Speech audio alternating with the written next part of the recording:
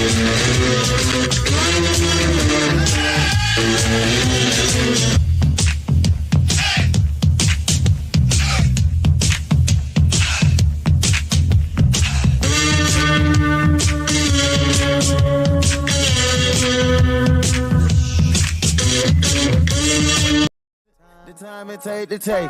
time it take to win. The time you made the greatest. Yeah, you made the greatest time of your life.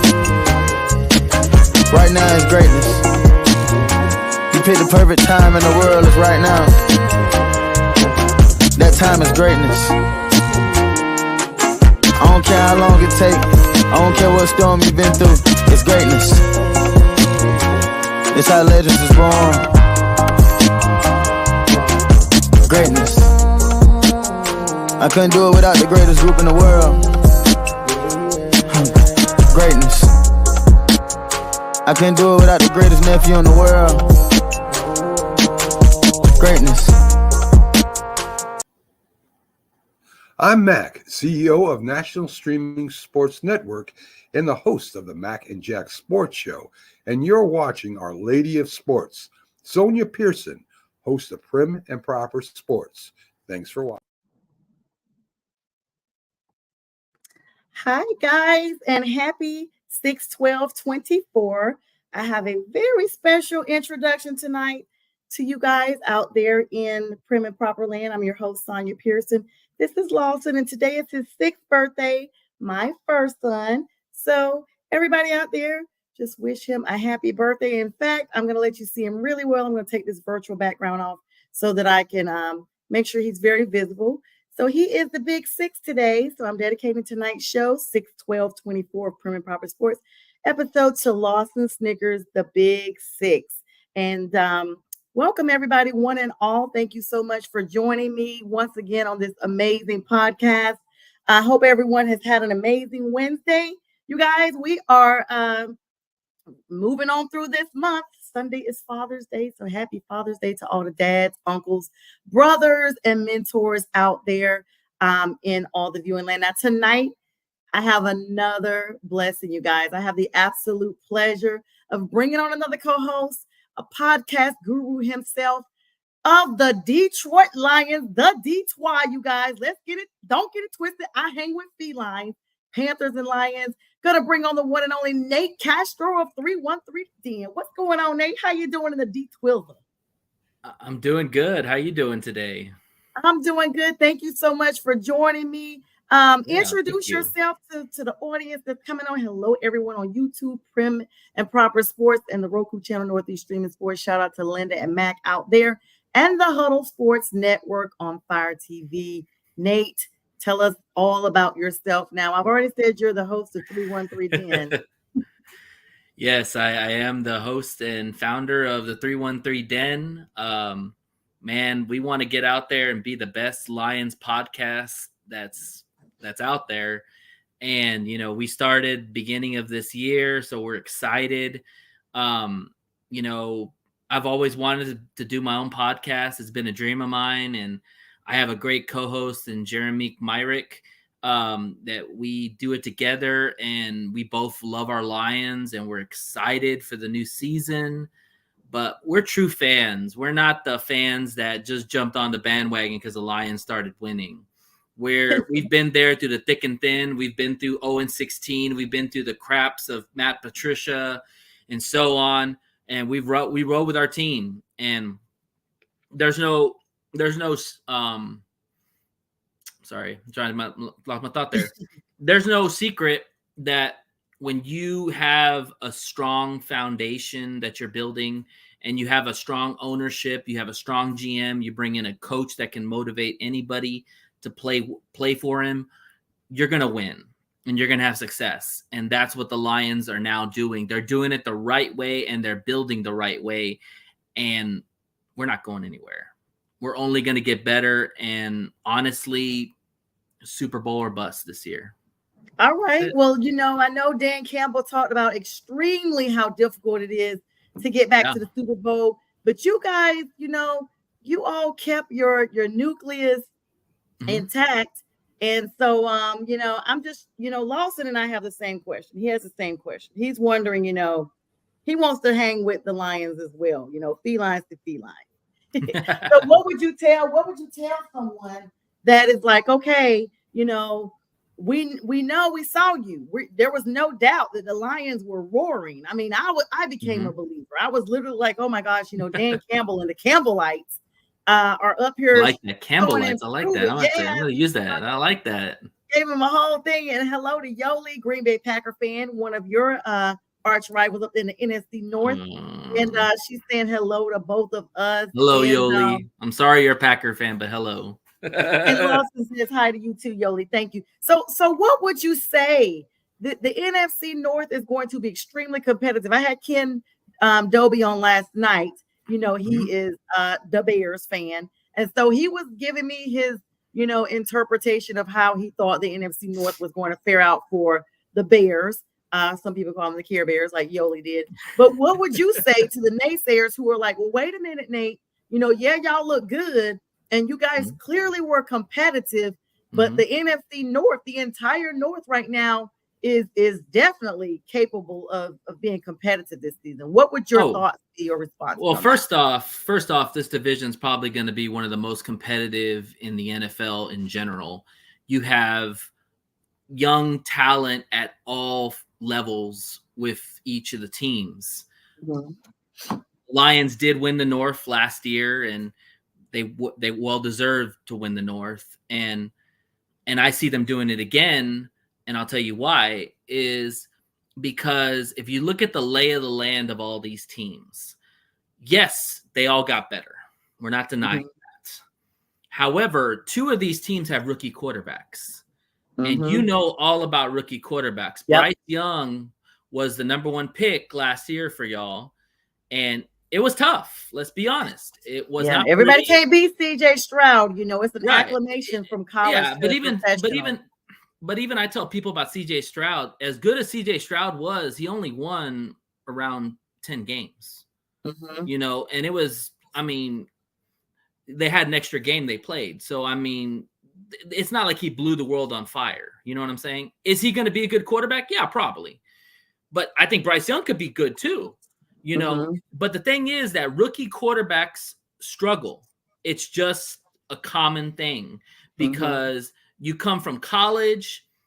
Let's be honest here. Caleb Williams and JJ McCarthy came from more of a spread offense and didn't play a lot under center.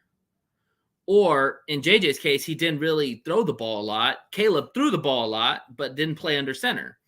So both of these quarterbacks are going to have huge transitions to the NFL. So that being said, two of those teams, I don't expect really to make a lot of noise. I think a lot of their fandom says that they will because of what's around them. But at the end of the day, if you don't have a proven quarterback, it don't matter how good your talent is. You're not going to win.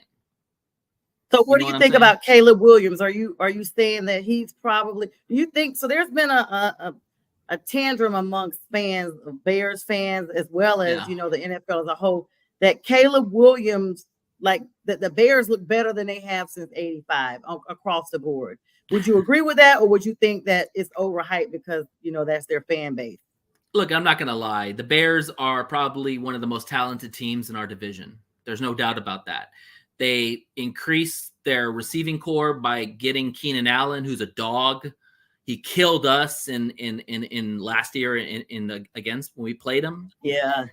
They got DeAndre Swift, that used to be a former Lion. So they re-signed Jalen Johnson. They have a lot of weapons and a lot of good players. The thing is that it starts and ends with the quarterback. The teams that aren't good is because they don't have a good quarterback. The teams that are good and great is because they have a good quarterback. We don't know what Caleb Williams is going to be. When I watch Caleb Williams play, I saw a guy that likes to run out of the pocket, throws off platform a lot, kind of does a lot of Patrick Mahomes in some aspects. Yeah, he's not going to be able to do that in the NFL. He's going to have to throw from the pocket consistently. Now, the one thing I will say about Caleb Williams is that Caleb Williams is probably got the best situation that a rookie could ever have. You've got two legit receivers and one possible rookie receiver that we expect to be good, but I don't give anybody their flowers until I see him play an NFL game. So you've got two legit receivers, you've got tight ends, you've got running backs, you've got a decent O-line. Like, you have all the pieces for Caleb to be successful. But it's up to Caleb is if he's ready. You know, that's my question. And then same thing with Minnesota. You know, Minnesota, you've got JJ, you've got Addison, you've got Hawkinson, you've got a good line, you've got Aaron Jones, who came over from the Packers, but you have a rookie quarterback. So kind of circling back to that is like, basically, I'm not worried about those two teams, I guess is what I'm trying to say, because they're going to have their lumps. They're going to take their losses. It's probably not going to be a year for either one of those teams. They'll probably be fighting for last place or third place. And then you have the Packers, of course, which, you know, your friend Yoli's a Packer fan. And I'll say this about the Packers. Jordan Love, I think, is going to be a really good quarterback, but he only played really 8 games of really good football. Yeah, I forgot all about Green Bay. All I could think about was I literally legit have been telling everybody, hey, everybody, Green Bay was that sneaky good team that came up and eliminated Dallas out of nowhere. That's when people started paying attention to Green Bay, is like the last couple of games. They didn't notice it because I didn't notice it. And I was literally like doing this show every week, like, oh, okay, some shows never mentioning Green Bay. And then we got plenty of shows on this huddle thing that loves Green Bay. So they get all the love in the world. Yoli is a Green Bay fan. She has 8 brothers that are Bears fans, and she is the only Green Bay fan. And they all live in Illinois. So Yoli, she's been giving it to the Bear fans because they haven't beat the Packers in almost, I think, 3 or 4 years. Yeah, she's always on there talking about that, and very, you know, interactive. I love Yoli. She's amazing. So all right. So you know, what about Minnesota? I kind of, you know, Kirk Cousins comes to Atlanta, and now they got JJ McCarthy, who, in my opinion, was not supposed to be moved up that high to be taken in a draft. But they got Sam Darnold also. Jets, Carolina Panthers, and I think he went somewhere out in the West for a minute. And now he's with you guys, and they are projected to start Sam Darnold. I don't know. To me, my opinion is always some quarterbacks or team players, period, any position, go to other teams and flourish. The Panthers are a prime example. DJ Moore was good, and then he had a mediocre year, and now he's with Chicago and balling out. Christian McCaffrey, who was good in Carolina, but repeatedly got injured because of our O-line, you know, now is on the cover of Madden. The second running back behind Barry Sanders, who had his, you know, a couple of covers, but Christian is the first running back to have the complete cover to himself. That will be debuting in August of this year on Madden. I did not know that. That's awesome. Offensive Player of the Year nominations a couple years ago with the Panthers. He almost was Offensive Player of the Year this year. His name was up there amongst talks with the quarterback, and he is just balling out. He got like a small injury, but he played through it. He missed no time. This is the first season that I think Christian has played consistently the entire season because he wasn't injured. Right. Yeah. So that's my thing. You know, we see that, and we see, so Sam Darnold, I say all that to say Sam Darnold could go to the Vikings and be better than what Kirk Cousins was. I mean, that's a tall task. I mean, Kirk Cousins has been pretty consistent his whole career. Sam Darnold has some talent. The way I look at it is that it's not surprising that Kevin O'Connell, the head coach of the Vikings, came out today and said that Sam Darnold is their starter going forward right now. I don't expect JJ McCarthy to play this year. I think the smartest thing would be to let Sam Darnold play the whole season and let JJ sit down and learn the offense, learn his players, and then next year he'll be ready to start. I don't like the idea of throwing out a rookie quarterback. First off, a quarterback who's never really been a drop back passer. Mm-hmm. Okay. Right. He came from an offense in Michigan that is very run heavy. Yeah, he throws some play action passes. He can throw like the little slant passes. We saw that in the playoffs. But to be in the NFL, you have to be able to throw from the pocket. You have to be able to do 2-3 step backs and then throw. And I'm not saying he can't do that. I think he just needs time on task. And if anybody knows anything about Kevin O'Connell, he comes from the Sean McVay tree. Sean McVay loves to throw the ball. And it's going to be very hard to get JJ McCarthy to buy into that right off the bat. You're going to have to wean him in and take time with him. That's why I say Sam Darnold is the perfect quarterback this year for the Vikings. You take your losses, and you've already locked up JJ, so he's not going anywhere. You already paid him. So you take your losses, you lose a year, just like the Lions did. We lost a year with Goff when he first came to Detroit. We lost a year, but the next year we got better, and then we've gotten better the year after that too. That's kind of what the Vikings, I think, are going to do. Is don't start JJ, just play Sam Darnold. He's an average quarterback. He might have a rebirth. Who knows? You could be right. He could be better than Cousins. I don't know. I haven't seen it yet, but who knows what's going to happen. But I think he's the perfect bridge quarterback to JJ McCarthy this year. Okay. And I so second that. It's going to be exciting to see if we actually see Sam Darnold look amazing. I mean, it's kind of one of those things that you can't count anybody out yet because you never win a playoff game or a game period in June. I mean, this OTAs, mandatory mini camps just started on yesterday. It was a big hype about Aaron Rodgers and a few other people, but of course his name was at the top, missing mandatory mini camps. Right now it's just that time of year that they're just giving out the small reports of what they are seeing on the field.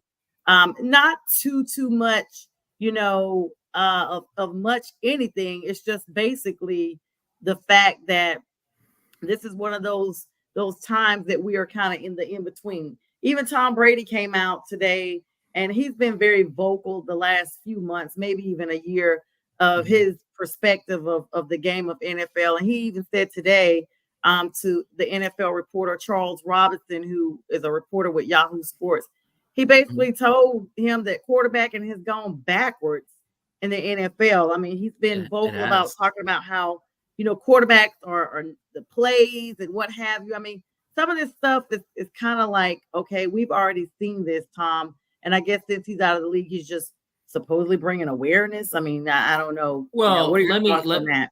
Let me kind of piggyback on what Tom said, because I think he's right.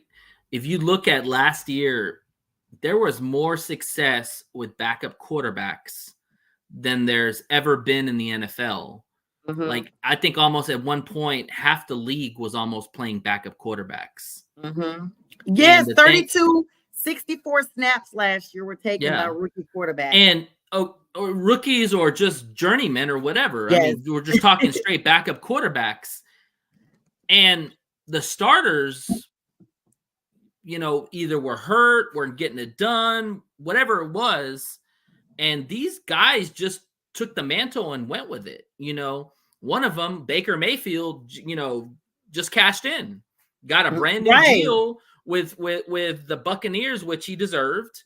And then, you got a guy like Russell Wilson who left, who it was pretty much a mess in Denver. Don't know why they traded for him, but they got him. Now he's in Pittsburgh. That's a mess. That's a mess. That's a mess. The fact that they would bring Justin Fields there and then they wanted to do that. And hello to James. There's some comments coming in. Let me take a small pause. Sure. Yes, Yoli's saying, I like the little blue Smurf. That's funny. James is saying, what's up? Hey, brother, what's going on, James? J Train of the Friday with the Fellas. It's a regular show I have now. Started out with them occasionally coming on. People love them. So we now have them Fridays at 7. It's him, Anthony Fernandez, who is known as A-Train, and then Kevin Davis, who's known as just Kevo. So hello, Nice. and Yoli's definitely saying there's good. They're a good team, the Lions. Thank you. Yeah, so I mean, but Kirk Cousins never won. I kind of want to go back to that for a minute. Kirk Cousins never won a playoff game. He's just good, he's just good there. But Atlanta thinks he's going to be their saving grace down here. I mean, what do you think? Atlanta already has a complete package. I know, Yeah, Atlanta's like Kirk Cousins. He actually, kind of is like what Caleb's going into the situation. He's going into a very loaded team with Bijan Robinson, Drake London. He's got Pitts at tight end. Got a good line. They've got a solid defense. He's coming into a good situation, and realistically, that division is very up for grabs. Mm-hmm. I mean, Carolina could shock the world and make the playoffs or win that division. Yeah, exactly. You're only the second person to tell me that, so thank you for that, Nate. No problem. I mean, on my good side. I mean, Bryce Young at some point I think is going to pop. And I love the Xavier Legette draft pick. That was a big guy I wanted the Lions to get. I mean, I'm not mad. I like Terrion Arnold. I love Ernest Rakestraw, but I was a big Legette fan. And I know you watched him because he played in South Carolina. I mean, the guy's a dude. He's a huge guy. But he's got speed too. Yeah, he's home. Yeah, perfect. And so you got a perfect weapon for, with Bryce Young. You got Thielen still. I think Thielen's still on the team, right? Yes, okay. AT. Fingers crossed that he stays. I heard some rumblings early on that he might not, and I'm like, please don't say that, because the AT connection was real. Like, he was just clutch in a lot of he's a perfect compliment for a young quarterback like Bryce Young. You've got to surround weapons with a young quarterback. That's why some of these quarterbacks, people are expecting them to be better because of the weapons they already have around them, and but kind of going back to what you're saying about the Falcons, I honestly don't know, because you've got the Panthers, you've got the Falcons, you've got the Saints, you've got the Bucks. You could argue on any of four of those teams could win the division. It's just a matter of quarterback play. And if we're just talking quarterback play, because that's the most expensive position on the team and the one that gets judged the most, I would probably say right now it's Baker Mayfield. Mayfield, he got his bag. He got another contract. He played well, even though we whooped his butt twice last year. And let's be clear, even though he started out with Cleveland, he was a Panther and we let him go. So that's another example. Yeah. Like, I still don't know. Like, Baker did decent for us. So it's just going to be one of those things like, oh my gosh, like it's going to be a very competitive league. You brought up CJ Stroud earlier and how he came into the league, basically a phenom in his own right, because very rarely, I mean, we see it from time to time, but a quarterback, especially with a new coach as well, to come in, take your team all the way up to the playoffs. And they actually had me rooting for them silently, because I was just like, wow, what an underdog story to come from the bottom and go all the way with a rookie quarterback and a rookie coach.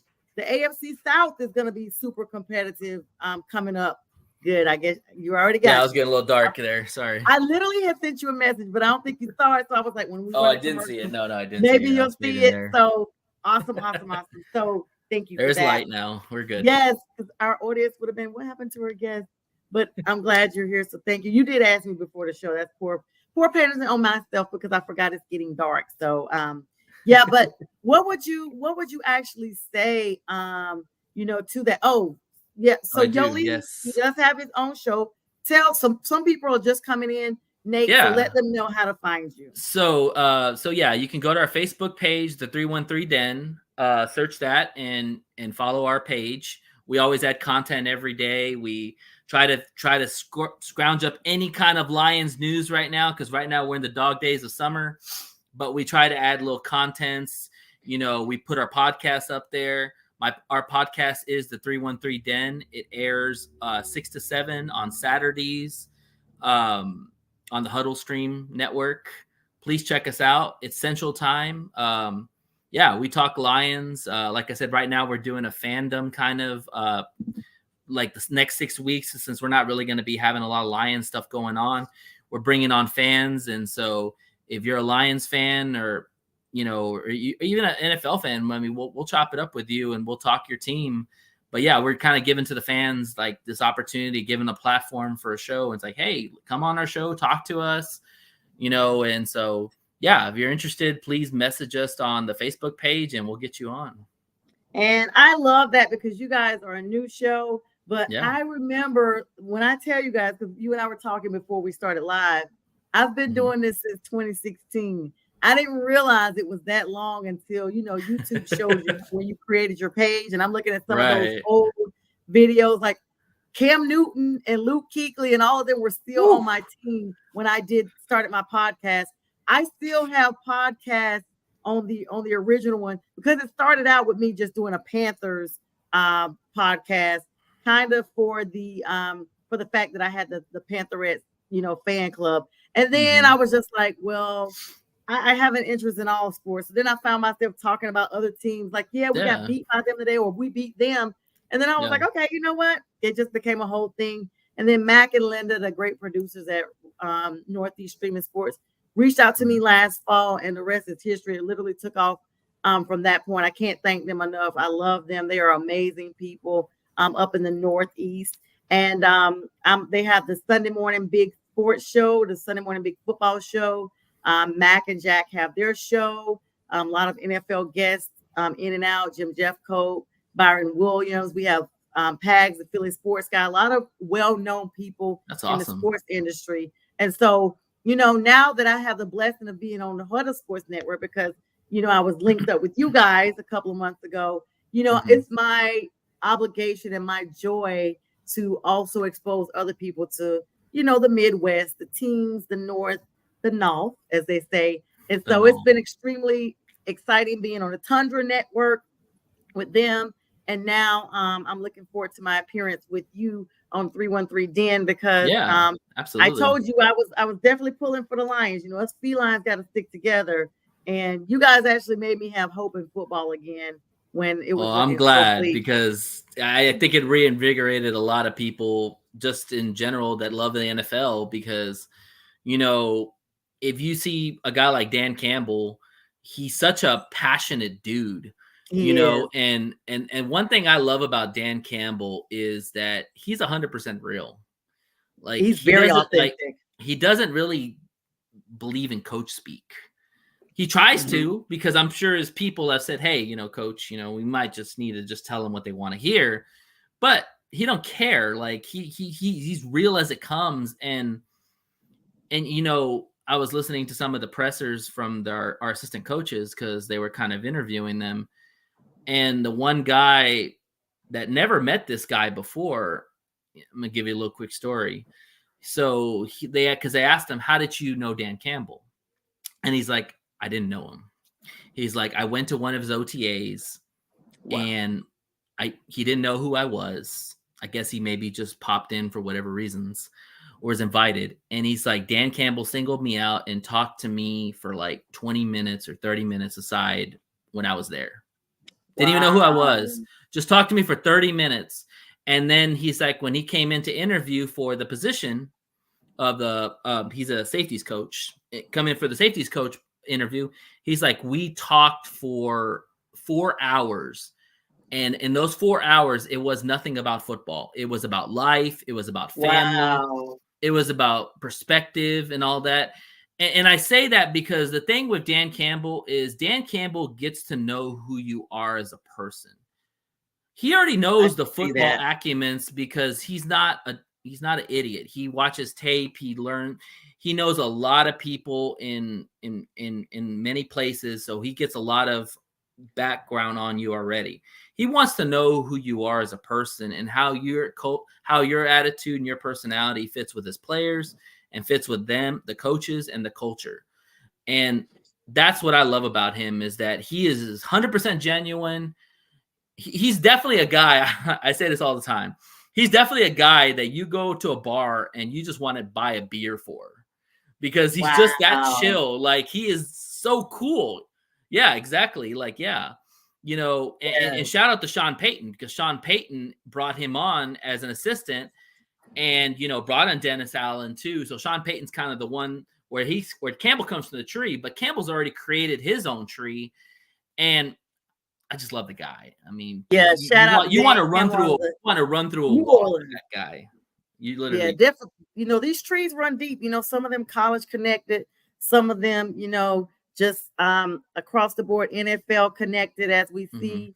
And he was on a little bit earlier. So if you're just joining our show, I don't think I can get him back over here, but do want to wish my first son Lawson Snickers a happy 6th birthday. Happy birthday, Snickers. Yes, Lawson, he's laying out right now. So we're going to take a quick break, and we'll be back here, Nate and myself, for the second half of the show. You do not want to miss out. We need you to hang tight for about 92 seconds. We'll be right back.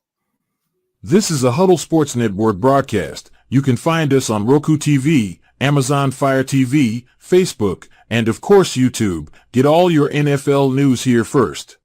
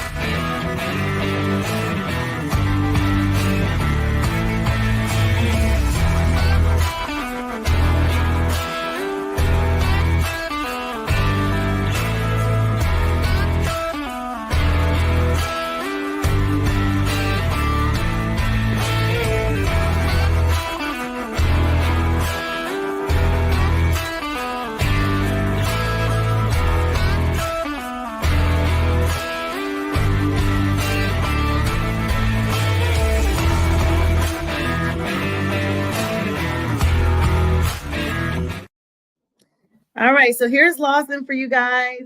Was able to get him back with his little birthday hat on. He thanks everyone, Lawson Snickers, for the love.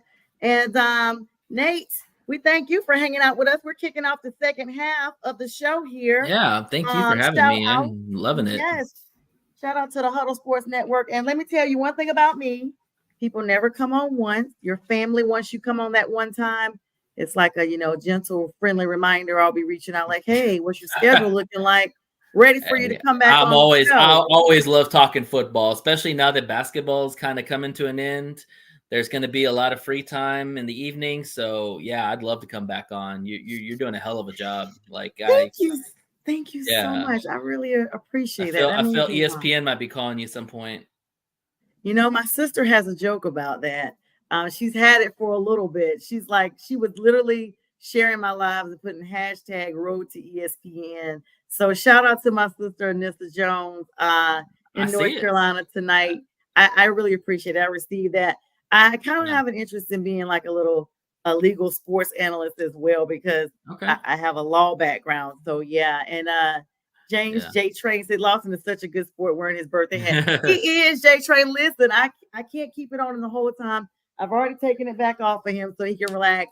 And I gave him your birthday wish earlier. So thank you so much for that from his uncle.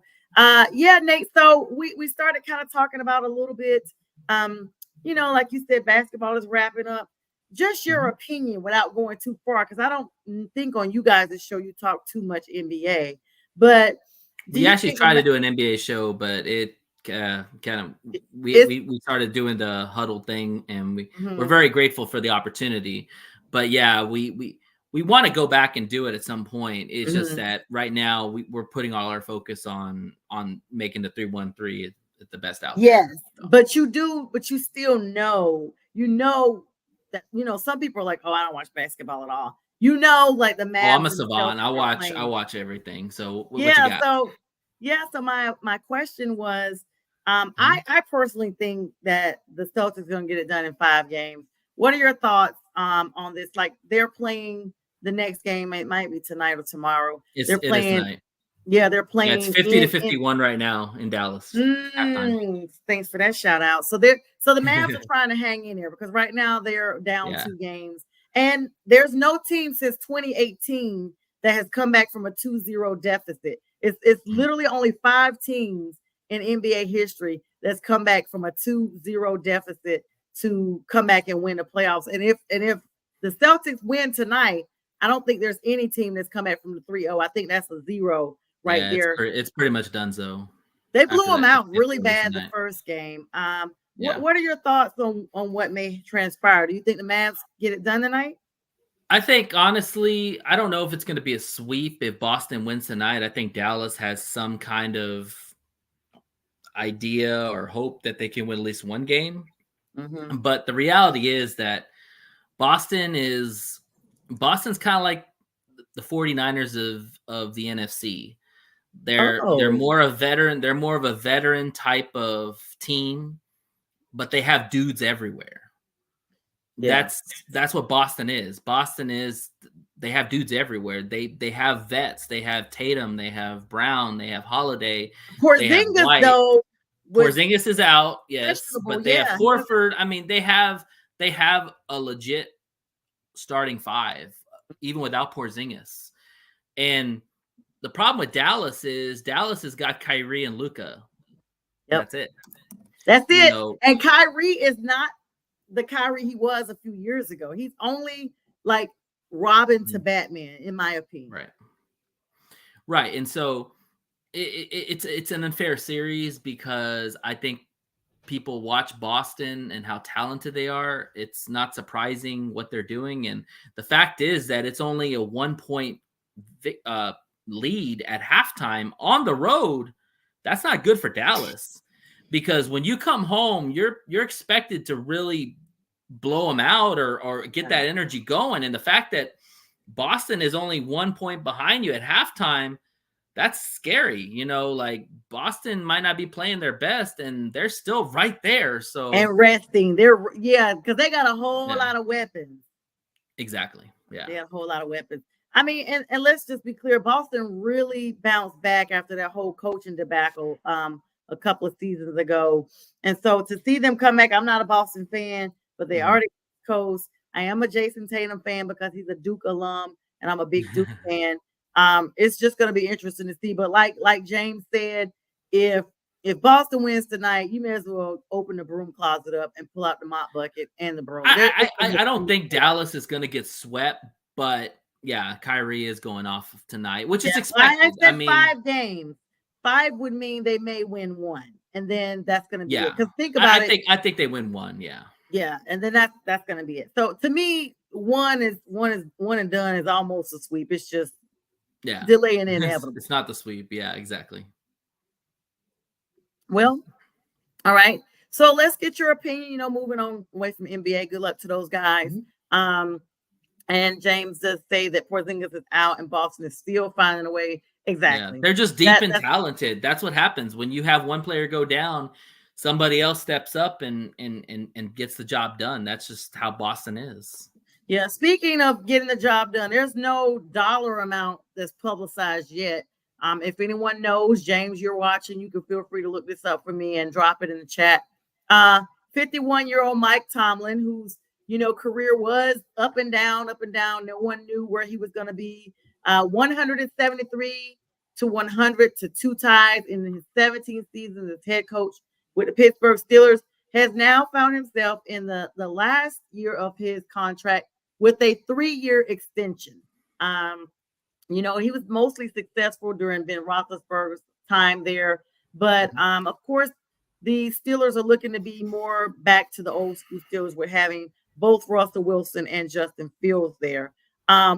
Congratulations, first of all, to Mike Tomlin. Pittsburgh you don't hear of them firing their coaches. Like, they just keep coaches. I think they had 6 or 7 their whole. Yeah. They had Cowher and they had I don't remember the guy's name, but they had one coach and then they had Cowher and now Tomlin. Yeah.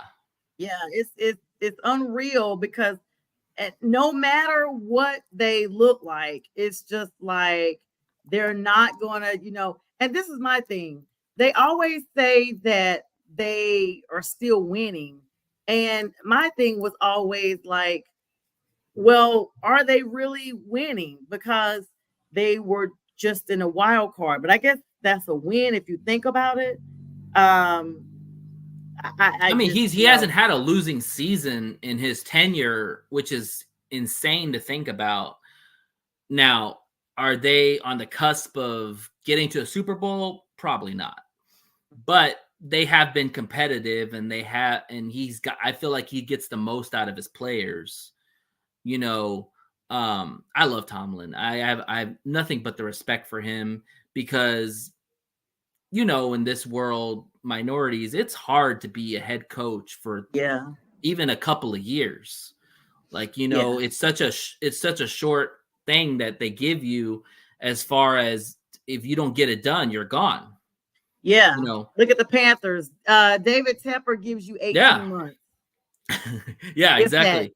18 weeks. Wilkes got the boot like literally when he walked in the door. Oh my God, poor Wilkes. I mean, he got the boot and he was winning.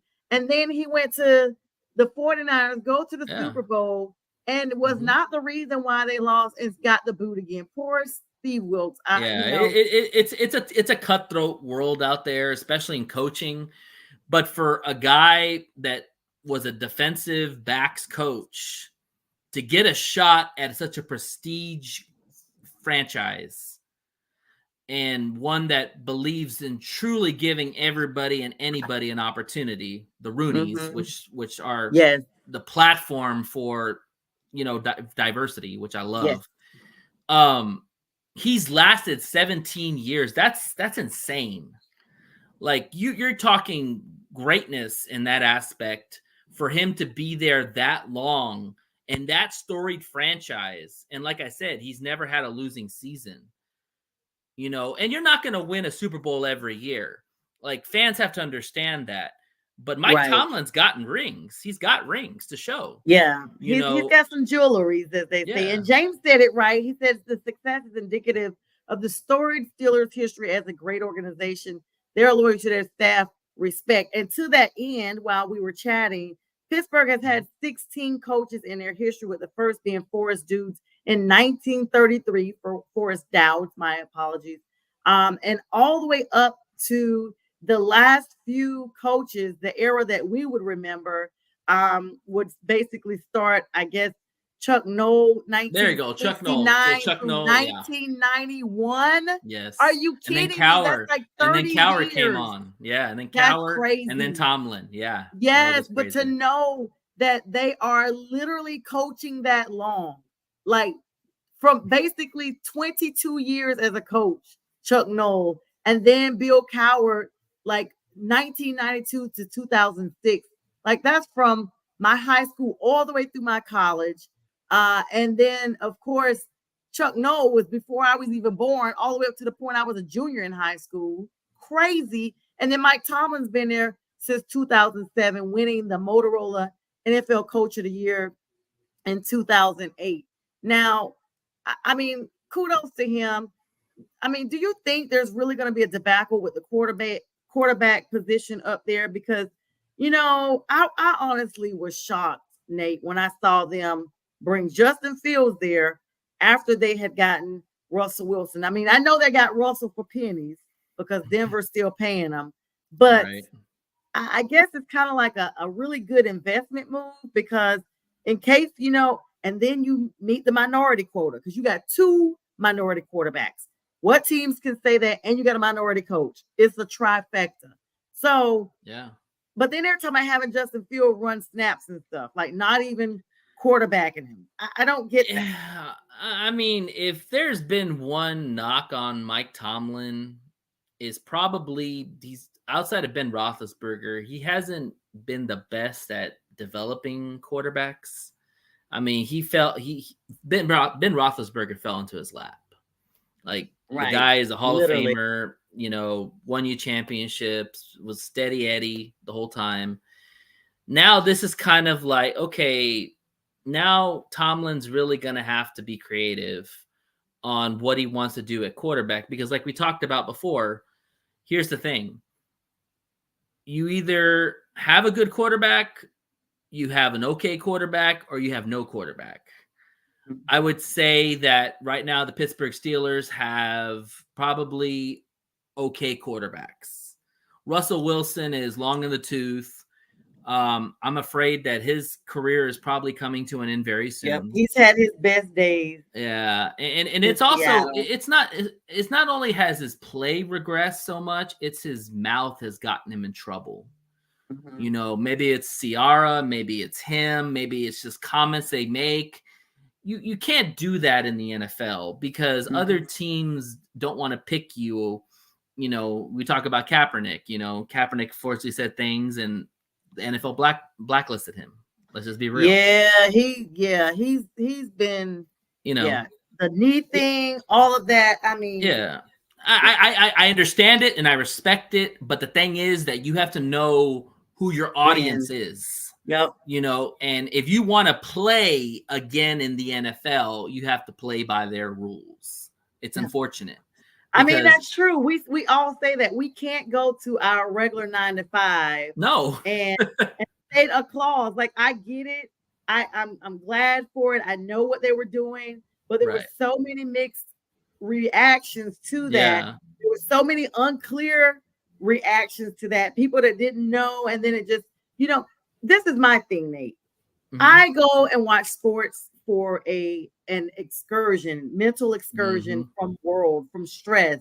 Football is my happy place. That's why when the Panthers are losing really bad, I'm like, let me just find a team. Like, I'll say it on the show. Let me just find a team. That's how I became like really invested in the Lions. Let me find a team that really gives a flip and they're playing like they want to win and they got the tools. And I'm happy when I watch the game. And even if they lose some, I know they look good playing. So that's where I go for football. This is such a high stress, environment in the world. The older we get, the more stress we take on with jobs, personal relationships, what have you. And so football is my escape. And so I just personally was like, I don't want to see it. Then all of a sudden there's no national anthem. I'm not going to get into all that. I'm really glad you said that because I actually had this conversation with my friend earlier yesterday because I don't know if you heard about the Harrison Butker speech that he gave. Did I? Stay home and bake cakes and stuff or something? Yeah, and on top of that, now the Chiefs he wants a new contract. Well, you think the Chiefs are gonna, you're kind of becoming a PR nightmare for us in some good ways and people portraying other ways. Now but wait a second, Nate. He did save the life of his linebacker who just had a cardiac arrest. I did hear about he was the one. He was the one that noticed that and got him help. So I think that's gonna bounce out a little bit. Yeah. But this is my opinion, and I'm gonna make this very, very clear. This is my opinion. I don't want to hear what other players have to say about issues outside of playing the game. Yeah. Because I do agree with you. I tune away from life to watch sports. Sports is my escape. So I'm 100% with you on that. And though I do respect what they say, I think that if you want to have those platforms, cool. There's a day off. It's called Tuesday. Yes. Give it all you want Tuesday. But don't put it into the sports arena because, and this is just entertainment in general. This goes for rappers. This goes for artists. This goes for basketball players. This goes for anybody who gives entertainment that we pay everything. For. Yes. I don't want it shoved down my throat. I don't want just keep it whatever you got going on and what you're doing. Keep doing what you're doing. Outside of that, you can have whatever you want on Twitter or whatever. I don't read any of that crap anyway, so by all means, go for it. But when we're talking about the game that I love, the game that I want to sit down and enjoy, I don't want to think about controversy. You know what I'm saying? Yeah. I mean, it makes it not fun. No. It just, to me. And so I'm hoping, that we could just focus on good football, less injuries, good competition, and just a really good, feel good time. And I know a lot of our audience agrees with that. I do hold a platform where, people may come on here sometimes and have a difference of opinions about things, but it's very respectful. It's usually about little minor stuff, like about my team is garbage. And of course, even if we lost every game for 5 years, I'm going to say we're the champs. Okay. Even though I say I'm so tired of them losing and I need a new team, I still have a personalized Panthers Georgia plate on my car that everyone knows. I have Falcon fans blowing and waving at me, especially if they win. Like they'll hurry and flag me down. I've had people, hurry up and gun me down on the road, like, oh my God, like waving and pointing and stuff. But it's part of the fun, to know. Trash talking is part of the NFL. It is. I mean, not NFL, I'm sorry. Trash talking is part of loving football. The problem I have, and I'm just going to go a little point here. The problem I have with trash talking is when you start talking about something that has nothing to do with your team. Yes. When you get personal and you start attacking somebody for who they are as a person rather than their team. Listen, you could say all day the Lions suck. I don't care. It's whatever. That's your opinion. Whatever. Cool. I'm cool with it.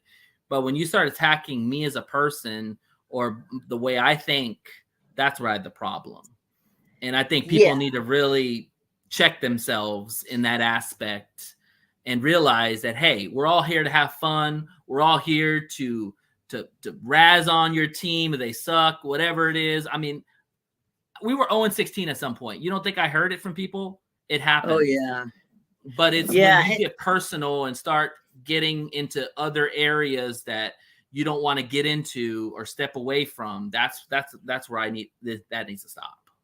And J Train says it best, because we talked about this on the show. They still got Rashee Rice up there, and he's run over people and everything. Harrison was giving this to a private college that they are conservative. The college as a whole is conservative.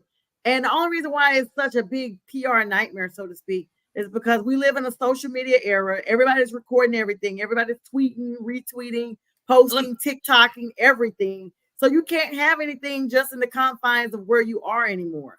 Let me say this real quick about that, because he brings up a good point. Yes, I understand it was a conservative school. Yes, I understand it was church first and everything else second. I get that part. That doesn't mean you have to portray your beliefs on these people that weren't expecting that. Why can't you just say, hey guys, it's going to be hard out there. Educate yourself, do right, make right decisions. There's no reason to put all those stuff out there just because you're playing to the crowd, which, quite frankly, the crowd wasn't even expecting it. Right. I said that. And then you put yourself in a situation that now people know who you are. You've gone viral. And like anything in life, there's going to be people that agree with you and there's going to be people that don't agree with you.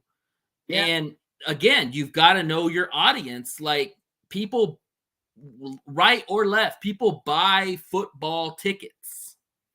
And you're putting yourself in a situation now where now the Kansas City Chiefs are going to think of like, well, man, what kind of backlash is he going to get when the games go?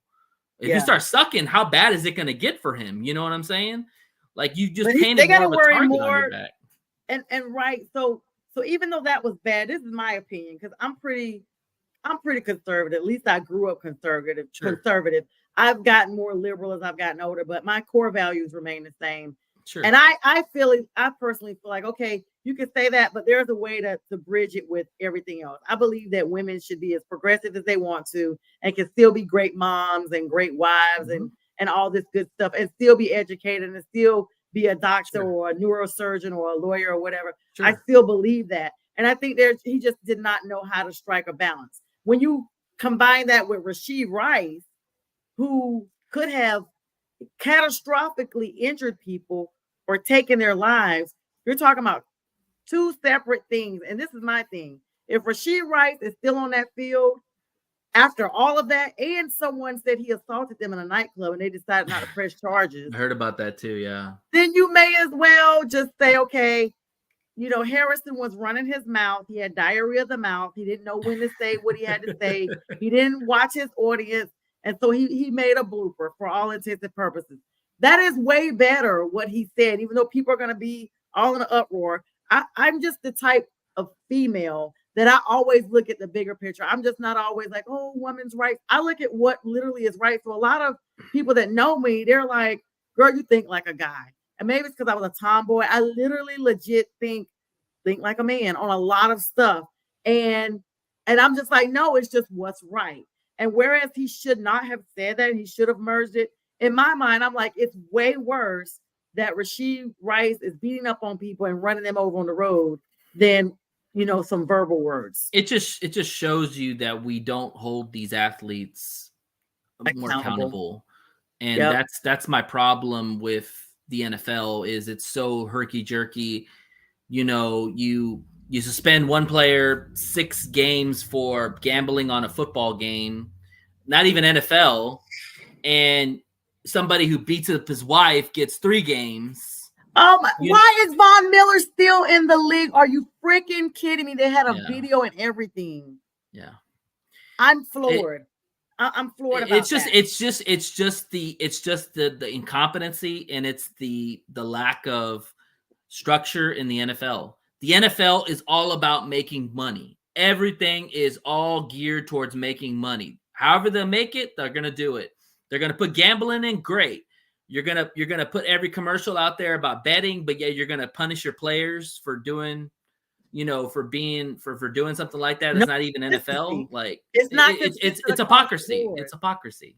I want to talk about 2 big subjects before we get off of here. Hey, James, again, thank you so much. You get great viewpoints from everyone he loves. Thank you so much, J. Trey. Yeah, we're always talking about how to bring things in, and we're gonna be doing that because.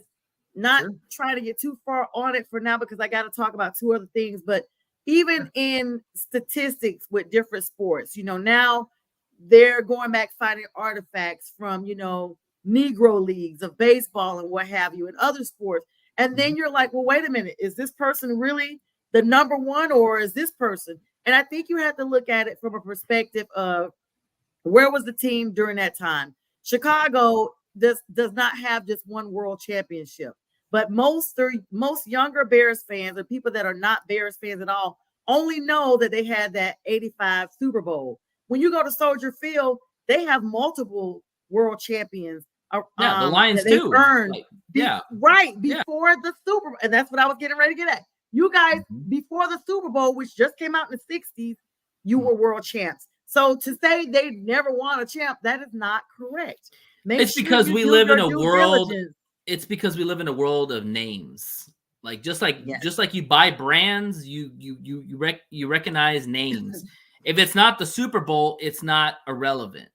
Yes. Like if you're not hosting the Lombardi, it's not irrelevant. But the truth is that yes, it was a championship because it was an NFL championship. It just wasn't the Super Bowl because they didn't have the Super Bowl. It wasn't created yet. Yeah. And I got, as we literally have like a minute and a half left, I got to get this really squeezed in. Go for it. So first I got to get the Panthers news out there. If you guys have not heard, the Panthers, they put this video out earlier last week or this week where they're going to be doing renovations. People are so hyped up. They put the video like, this is what the stadium's going to look like, fan experience, blah, blah, blah. The history that David Tepper had with the practice facility now being, dismantled because he didn't get the money down in Mint Hill, South Carolina, which is on the border. Well, now it comes out today that the Carolina Panthers could actually be moving. If Charlotte does not agree to a $650 million stadium deal, the Panthers could be moved from the area. A little bit of heartbreak and shock because this has happened before. This has been talked about before, but I don't know by this article if they're saying we could move from Charlotte or if we could be moving from the Carolinas as a whole. In other words, on some St. Louis stuff. Really worried about that. And then as we get ready, I'll let you kind of see if you got a comment on that, Nate, and then we'll wrap up with this last bit and then we'll sign off. You have any thoughts about our stadium? I mean, it's tough. Hopefully it doesn't happen. I like the Panthers in Charlotte. Hopefully it's just down the street or something like that. But the reality is that a lot of these people are not wanting to pay these stadiums anymore. Like it's a tug war and it's expensive and they don't want their money going to a stadium that they're probably never going to go to. So yeah, that's true. And as we have about 30 seconds left, Brazil has gained colors of green, y'all. And so the Philadelphia Eagles and the Green Bay Packers, who are playing in week 1, are prohibited from wearing green. In fact, the teams, someone lost their job clearly because they didn't do their homework on this one. The teams, the NFL lost their job. Yes, stupid. They are going to have to be escorted in armored trucks while they are there in Brazil because of the issue with being targeted by these gangs. As we get ready to sign off, your thoughts on that, Nate? Definitely enjoyed you on the show. I mean, it's just, thank you very much. It's stupid for the NFL to even have two teams that are predominantly green if you know the rules. Like, that just speaks to send them over there. Yeah. You could have picked the 49ers and the Cardinals before you did that. Exactly. Or the Lions. But Nate, it's been real. That time went by so fast. Yeah, I enjoyed it. Yeah, it always does. Having you on. Thank you for all the comments and love. And everyone, we wish you a good night. I'll be back on tomorrow night at 7. And we bid everyone a good night. This is Northeast Streaming Sports.